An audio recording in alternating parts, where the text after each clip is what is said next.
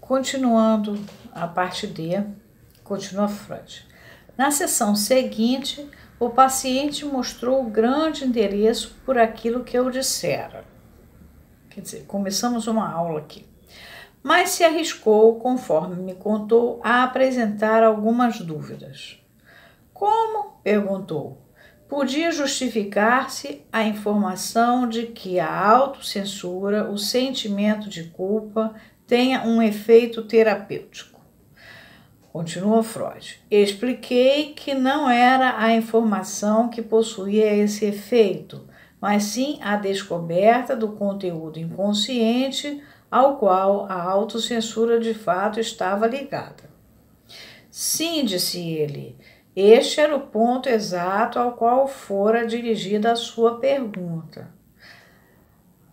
Aí continua Freud. Fiz então algumas pequenas observações sobre entre itálico agora, as diferenças psicológicas entre o consciente e o inconsciente.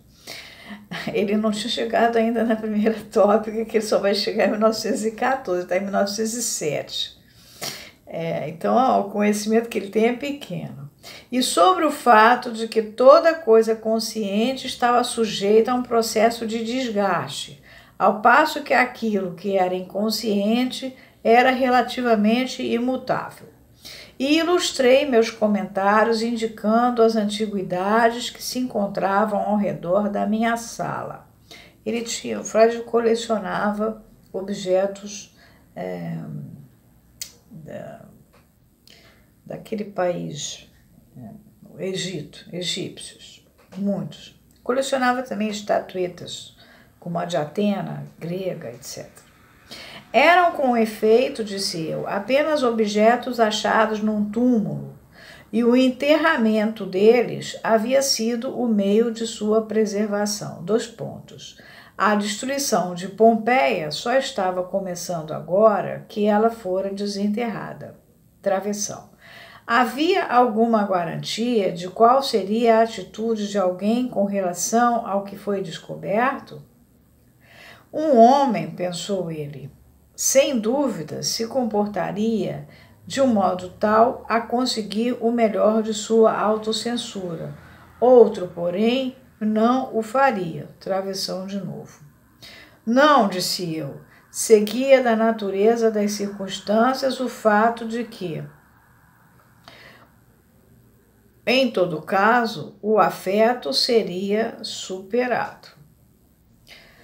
Travessão, na maior parte, durante o progresso do próprio trabalho. Foi feito todo o esforço para preservar Pompeia, enquanto as pessoas estavam ansiosas por se livrarem de ideias atormentadoras como as suas. Travessão.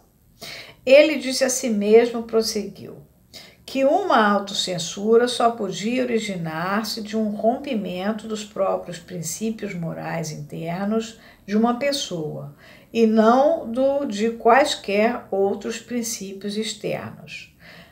Travessão. Continua Freud. Concordei e disse que o homem que simplesmente rompe com a lei externa, muitas vezes, se vê como um herói. Outro travessão.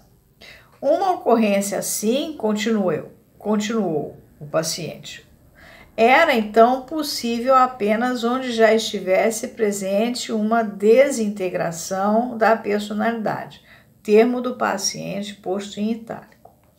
Continua o paciente. Havia uma possibilidade de ele efetuar uma reintegração de sua personalidade? Pergunta o paciente. Caso isso pudesse realizar-se, ele achava que seria capaz de tornar a sua vida um êxito, talvez mais do que a maioria das pessoas. Ponto, travessão. Lá vem Freud agora.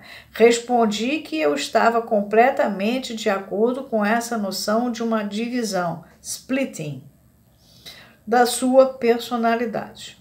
Ele apenas tinha de assimilar esse novo contraste entre um eu, self, moral, e um eu, self, mal, com o contraste que eu já mencionara entre o consciente e o inconsciente. O eu, self, moral, era o consciente e o eu, self, mal, era o inconsciente. Nota, tudo isso naturalmente só procede de uma maneira a mais tosca, mas vale como uma primeira introdução ao assunto. Isso é a nota, hein? Que é dele próprio, Freud. Ele então disse, embora se considerasse uma pessoa moral, que podia lembrar-se com bastante determinação de haver feito coisas em sua infância, a infância está com itálico, que provinham de seu outro eu, self. Aí travessão, aí Freud entra. Observei que aqui ele havia incidentalmente atingido uma das principais características do inconsciente, ou seja, a relação deste com o infantil. E Freud bota esse infantil em itálico. Continua Freud, o inconsciente, expliquei, era o infantil.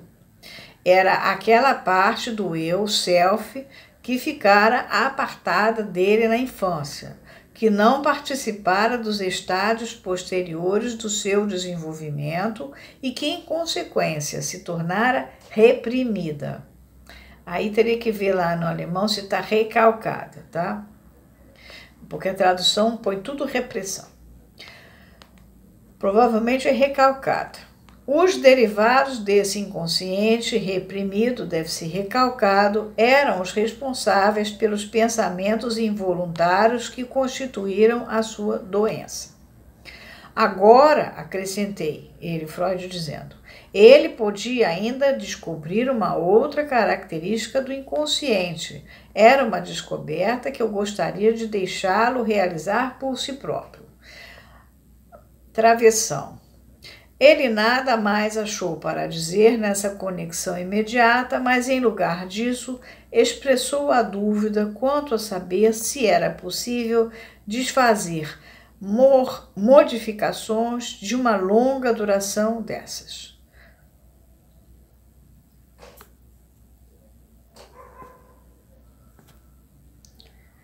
O que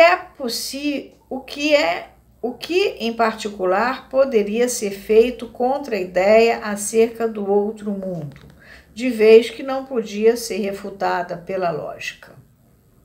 Eu lhe disse que nem debateria a gravidade do seu caso, nem a significação de suas construções patológicas.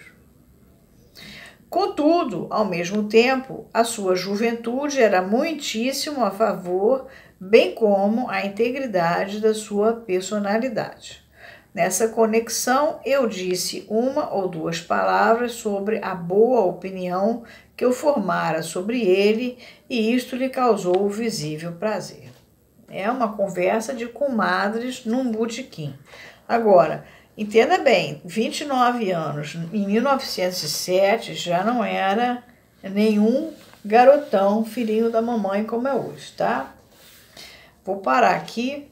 Vocês reparem que essa sessão ela ilustra um Freud que, embora soubesse que tem que existir associação livre, que ele tem que ficar mudo e deixar a criatura falar, ele entra, interage e de eu para eu. Eu, moi, como disse Lacan, de moi para moi. Ele está conversando com o cara chegou a uma conclusão tal, fica fazendo uma teoria e ele fala que por sim, claro que não e tal. Já viraram amigos. Vou parar aqui porque vai vir uma outra sessão, eu não vou misturar as coisas.